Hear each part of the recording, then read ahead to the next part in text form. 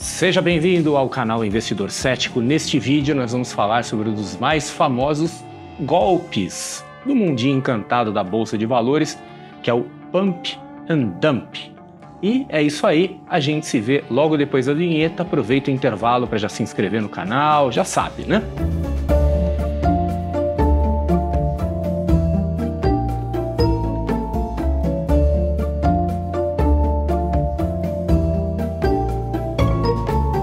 Eu tenho uma dúvida que atormenta minha cabeça o tempo inteiro, que é se eu deveria fazer mais conteúdos aqui no canal sobre golpes, fraudes e coisas do gênero, porque afinal esse canal se chama O Investidor Cético. Tem um assunto que se associa melhor com ceticismo nos investimentos do que golpes, fraudes, picaretagens em geral? Indo por esse caminho, eu acho que eu deveria colocar mais conteúdo aqui, mas por outro lado, eu tenho a impressão de que o público deste canal, felizmente, é um público de mais alto nível, porque eu raramente vejo pessoas indo aqui reportando nos comentários que já caíram em golpes, que aconteceram alguma coisa do gênero. Então eu gosto de acreditar que isso é porque o público do canal é um público de alto nível. Bom, talvez seja porque o canal seja pequeno mesmo, né? Mas de qualquer forma, eu fico nessa dúvida se este seria uma linha de temas assim realmente de interesse do público do investidor cético, né? Porque investidores céticos, por definição, caem menos em golpes porque o ceticismo funciona como um antídoto natural. Mas enfim, vamos falar aqui do Pump and Dump, que ele é um golpe muito famoso e muito característico da Bolsa de Valores, porque ele é feito com ações na Bolsa. Existem relatos assim históricos de Pump and Dump praticamente desde que existe Bolsa de Valores no mundo. Aqui no Brasil, inclusive, nós temos muitos casos famosos, e mais recentemente, nos últimos anos, os golpes de Pump and Dump se tornaram particularmente famosos não no mundo da Bolsa de Valores, mas no mundo cripto, que é um mundo desregulamentado, é um mundo que é meio faroeste, assim. Então não tem uma autoridade tomando conta do mercado cripto. Então, assim, no mundo das criptomoedas, dos NFTs e coisas similares, aí, ativos digitais em geral, os esquemas de Pump and Dump se tornaram bastante presentes aí nos últimos anos. Mas enfim, vamos começar aqui com as definições, né? E depois a gente vai indo aqui para os detalhes, como que a gente identifica, o que é, o que não é. Então vamos lá. Pump and Dump, então, é uma expressão em inglês que em português literal seria algo como inflar e despejar, deixar cair, largar. Então o pump vem de inflar, de falar, ó, vamos, como se a gente estivesse enchendo um balão assim para ele subir, e o dump vai vamos jogar aqui no fundo do poço, vamos estourar esse balão aqui e deixar cair. É um tipo de golpe e é um golpe mesmo, tá? Isso é tipificado como uma fraude em praticamente todos os lugares onde tem um mercado financeiro. É um golpe, então, que se aplica tipicamente em ações de baixo preço e baixa liquidez, ou em ativos em geral, inclusive os ativos digitais, criptoativos, também de baixo preço e de baixa liquidez. Isso porque esse tipo de golpe ele envolve uma manipulação. Ele consiste em criar uma movimentação artificial, uma alta artificial nesse ativo, que não tem absolutamente nenhum fundamento, nenhuma lógica, mas que visa despertar vários sentimentos das pessoas, como o famoso efeito manada e também aquele que agora criaram uma sigla aí que ficou tão famosa, que é o FOMO, né? O Fear of Missing Out, o medo de ficar de fora. Então, às vezes, um ativo começa a subir de forma muito pronunciada e as pessoas veem, olha, esse negócio está subindo, está aqui a grande oportunidade agora de ficar milionário e eu vou ficar fora dessa, etc e tal. Então, as pessoas vão lá e caem para dentro. E isso não apenas com a observação da movimentação do ativo, mas também com uma ajudinha. E essa ajudinha, ela foi também, por sua vez, muito ajudada pelas mídias sociais. Porque antigamente, quando as coisas aconteciam de forma majoritariamente offline, o pump and dump ele dependia muito de fofoca, de boatos em determinados círculos, de comunicações que às vezes iam por correios. Tá, então eu sei que pode parecer bizarro, correios, mas olha só, aqui no Brasil, essa coisa da newsletter com recomendações de investimentos, newsletter que a gente recebe por e-mail, né, ou por outras formas, é uma coisa relativamente recente. A gente não tem uma cultura disso aqui no Brasil. Nos Estados Unidos, por exemplo, que é um mercado muito mais maduro, eles têm uma cultura de newsletter de investimentos que é muito antiga, é do tempo do telex, do tempo do telégrafo. Já ouviu falar dessas coisas? Então lá as newsletters elas eram distribuídas por correio mesmo. As pessoas em épocas antigas naturalmente assinavam aquele serviço e recebiam uma carta em casa ou uma coisa numa publicação impressa no formato de uma revista com as recomendações. E tem de tudo. Tem as casas de análise sérias, né, que fazem análises assim que podem não ser lá milagrosas, né? Podem não ter poderes premonitórios, mas procura seguir determinados padrões. E tem a turma que gosta de pegar pesado, né? Aí na picaretagem e forçando a barra e dizendo, olha, aqui é a grande oportunidade da sua vida, tal ação. E isso é particularmente fácil nos Estados Unidos, que é um mercado onde você tem milhares de ações. Então lá é muito difícil monitorar o mercado. Aqui o Brasil é um mercado pequeno. Aqui é um mercado de 400 e poucas ações listadas. Então não é tão difícil monitorar todas as ações do mercado e ainda assim acontece. Mas fora é uma festa, porque lá tem ações que realmente são obscuras, que ficam um tempão sem nenhuma negociação, que valem centavos. E de repente alguém descobre aquilo lá e fala, vou dar uma chutada para cima nisso aqui, né? Então é muito comum nos Estados Unidos, desde uma época pré-internet, uma época majoritariamente offline, em que essa ajudinha na forma de boatos, etc., era feita offline, por cartas, por boatos, né, fofocas em grupinhos sociais e por aí vai. As mídias sociais potencializaram isso à enésima potência, porque hoje literalmente qualquer um pode sair gritando por aí em todas as redes sociais, todos os fóruns, que descobriu uma grande oportunidade, que a empresa XYZ que está em recuperação judicial vai sair da recuperação judicial e vai agora virar a nova estrela do mercado, né, e um monte de robô, de fake news, de influencer pago fazendo isso. Então virou um caos. E o investidor precisa ser mais cético do que nunca, precisa ser mais atento do que nunca.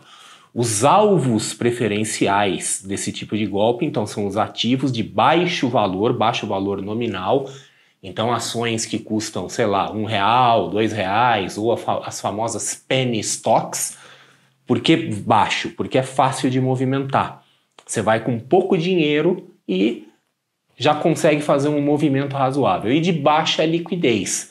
A baixa liquidez, ela aumenta drasticamente a volatilidade. Se a gente pega uma ação de baixíssima liquidez e você enfia R$10 mil ali nela, você já causa um tumulto ali no livro de ofertas.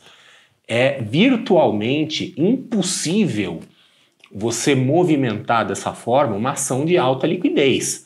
Pega aí as blue chips brasileiras, pega aí uma Vale, um Itaú, uma Petrobras, é praticamente impossível você conseguir fazer essa movimentação artificial. A não ser que você seja, sei lá, um multibilionário, alguém assim, sentado numa montanha de dinheiro, talvez você consiga fazer alguma coisa e provavelmente vai ser temporário. Agora, nessas ações de baixa liquidez, que estão ali esquecidas, fica relativamente fácil de fazer. Então, o golpe, ele consiste em duas fases, né, como o nome sugere, é o pump, inflar, jogar o preço para cima, e o dump, que é a parte que vai para baixo. Então, essa parte do pump começa com uma pessoa, ou mais comum, um grupo de pessoas articuladas e que resolve, de comum acordo, fazer esse movimento. Então, fala, ó, galera, vamos dar um chute para o alto aqui nessa ação para a gente ganhar uma grana fácil. Acontece, de vez em quando a gente vê essas coisas por aí, né? Aí o segundo passo é identificar o alvo. Uma ação aí de alguma empresa meio esquecida, de baixa liquidez, baixo valor nominal. E aí o objetivo é então começar a fazer esse movimento no book de ofertas. O book de ofertas, né, o livro de ofertas não tem movimento nenhum. Aí começa a fazer um movimentinho aqui, um movimentinho ali. Isso começa a chamar a atenção, por exemplo, dos robôs que monitoram o mercado, os robôs dos institucionais, alguns robôs, inclusive, também de investidores individuais que trabalham com esse tipo de coisa, e começa a gerar um movimento, começa a gerar uma muvuca ali no livro de ofertas. Quando começa essa muvuca, aí a parte de entrar com a campanha de desinformação, né? A campanha de fake news. E aí começa então a espalhar abobrinha por aí. Que olha, aquela empresa agora tem um plano de reestruturação e o amigo do primo que é um insider que ouviu que fulano agora vai virar o CEO e vai trazer um monte de gente e vai vir aí, o Warren Buffett vai comprar, o Elon Musk vai comprar, né? Não sei quem vai comprar, o Jeff Bezos vai comprar e começa aquela bagunça, né? Só fake news, só fofoca para tudo que é lado e o pessoal que é mais suscetível começa a cair. Então começa a comprar, a turma do FOMO, né? Fala, eu não quero ficar de fora dessa festa, vai indo, né? Então aí se cria a expectativa do ganho vertiginoso e as pessoas começam a entrar, começam a responder e aí esse movimento para cima começa a se acelerar, começa a ganhar volume. Raramente ganha muito volume, tipicamente é um movimento assim de baixo volume para os padrões do mercado. E quando ela sobe bastante, aí começa a fase do dump, a parte do corte, né? Vai dar uma porrada para ir para baixo. E aí os caras que fizeram o esquema ali originalmente, né? A pessoa ou o grupo que fez aquilo, vai e vende tudo de uma vez. Quer dizer, eles investiram algum dinheiro para fazer subir no início do movimento de subida, colocaram alguma graninha ali, depois esperam que ganhe assim uma certa aceleração com o pessoal entrando e quando chega lá em cima vão lá e dão aquela marretada e vendem. E o que acontece normalmente é que aquela ação tem uma grande queda logo na sequência, porque aquela alta ocorreu assim sem base em qualquer tipo de fundamento, não valia nada mesmo e volta para onde estava, que é nada, né? Volta para o seu valor original, que é nada.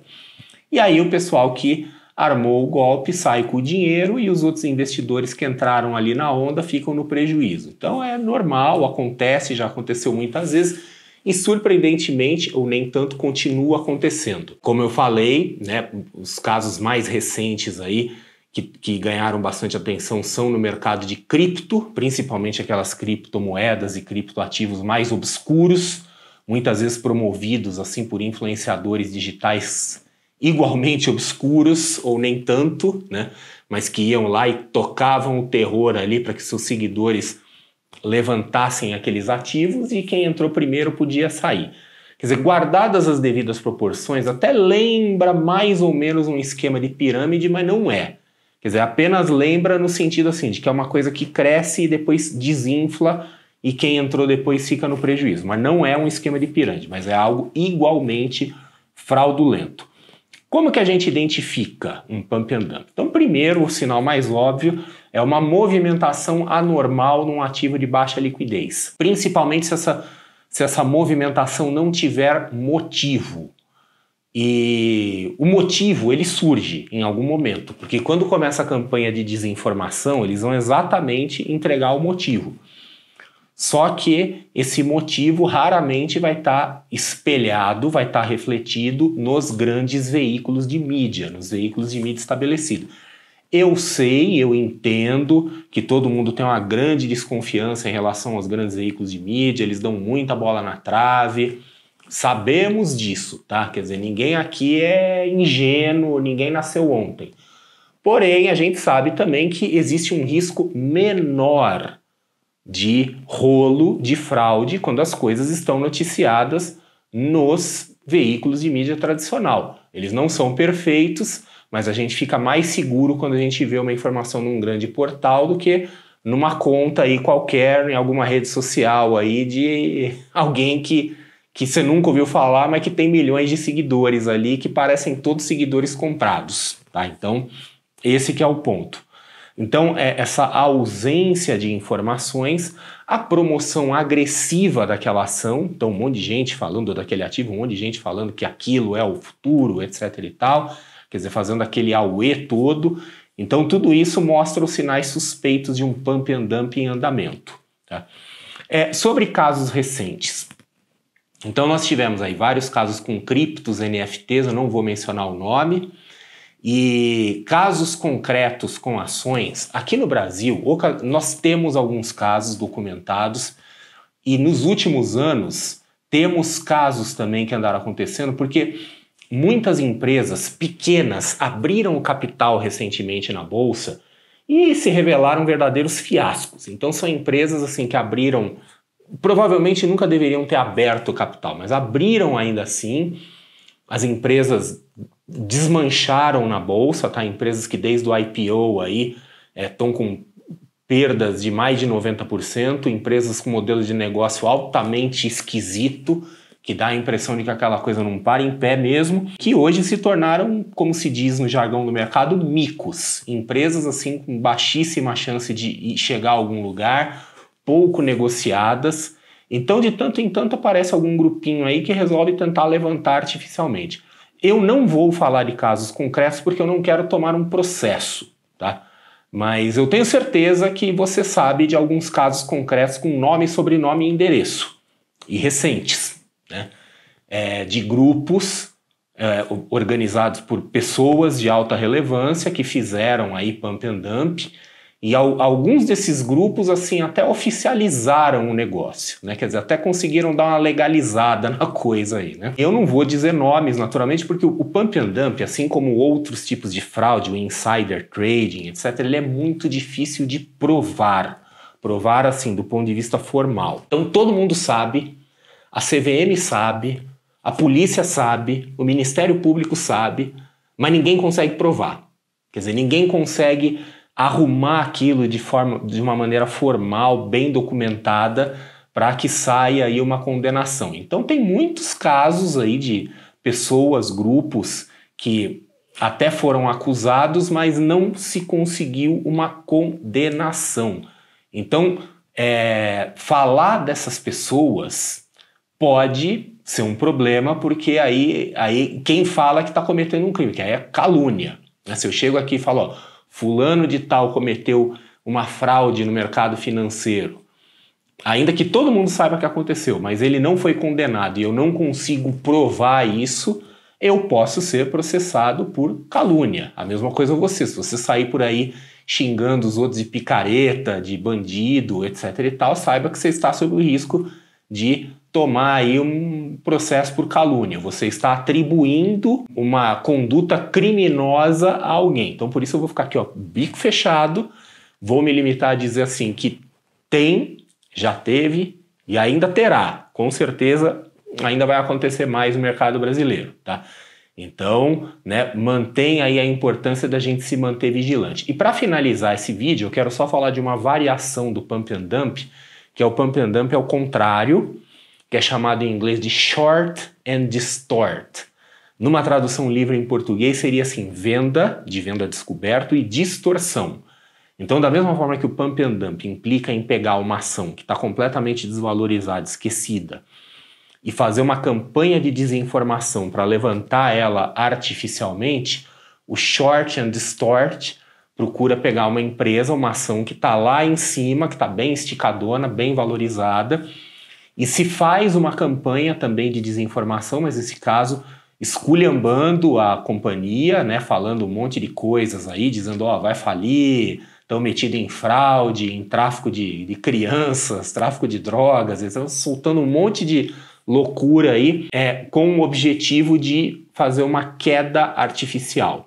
Então, os perpetradores desse esquema, ao invés de comprar, eles ficam vendidos a descoberto e tentam forçar um movimento para baixo para que outros fiquem vendidos a descoberto e recomprar no futuro com lucro. Então, nada mais né, o short and distort, nada mais é do que o espelho, né, o reflexo do pump and dump, é o pump and dump dos vendidos. Bom, é isso, espero que você tenha gostado desse vídeo. Põe aí nos comentários se você já ouviu casos reais aí e quiser falar, conta aí, né?